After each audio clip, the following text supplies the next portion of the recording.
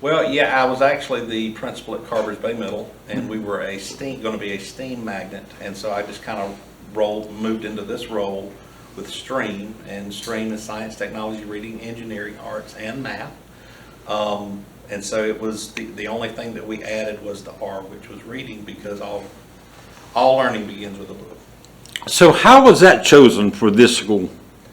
Well, from what I understand, and Mr. Graham left me really good notes, but they started off with STEM, and as they visited about 8 or 9 schools in North Carolina and South Carolina, and as they visited schools, they would go to STEM schools, STEAM schools, that sort of thing. And when they were at Leapart in Richland County, that is kind of where this birth was. Why don't we add the R? Because one of their, like I said earlier, one of their initiatives was all learning begins with a book. So that's why they added the R. Now, you've got 17 students from out of this attendance area going to be attending this school this year because of the magnet school. Did you think you were going to get that many, or did you think you were going to get more? What do you think about that number? To be perfectly honest with you, I was expecting in the 8 or 10 range, and I feel really blessed that we are at 17, and I'm anxious to see it grow as we, like I said, this is just the beginning, and we hope to next year even layer on more initiatives and those types of things. What do you think about this? I mean, is this something you're excited about? Listen, I'm so excited, I don't know what to do. When the superintendent brought this to us about 2 years ago, who's going to turn that down? Who's going to turn the opportunity down for our kids? And we were one of 19 school districts in the entire country, okay? One of 2 school districts in the state, and I just feel like we hit the lottery. So the big thing is we want to make sure that we are integrating cross-curricular, and we want to have our science theme. We want it to be project-based. So when a child passes from reading to math to science to social studies, the theme remains the same, okay?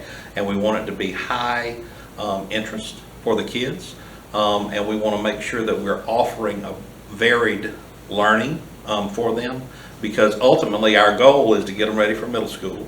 Middle school gets them ready for high school so that they can figure out what they want to do with the early college at the high school. So we're really excited about being able to provide that and the learning that goes along in professional development for our teachers.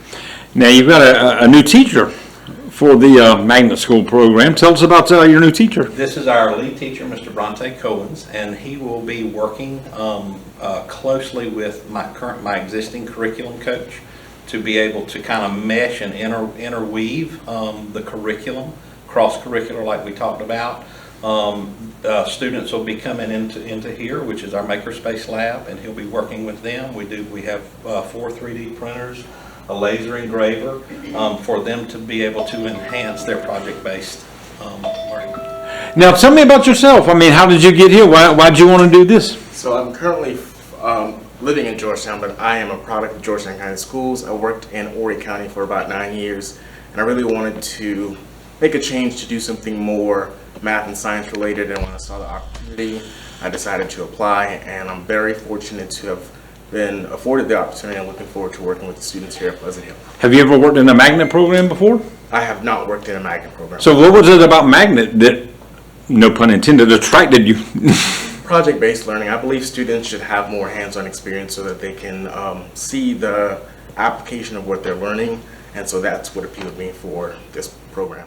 I would just like to say that I am super, super excited to begin this year. Our teachers are super excited. Like I said earlier, Pleasant Hill hit the lottery, okay?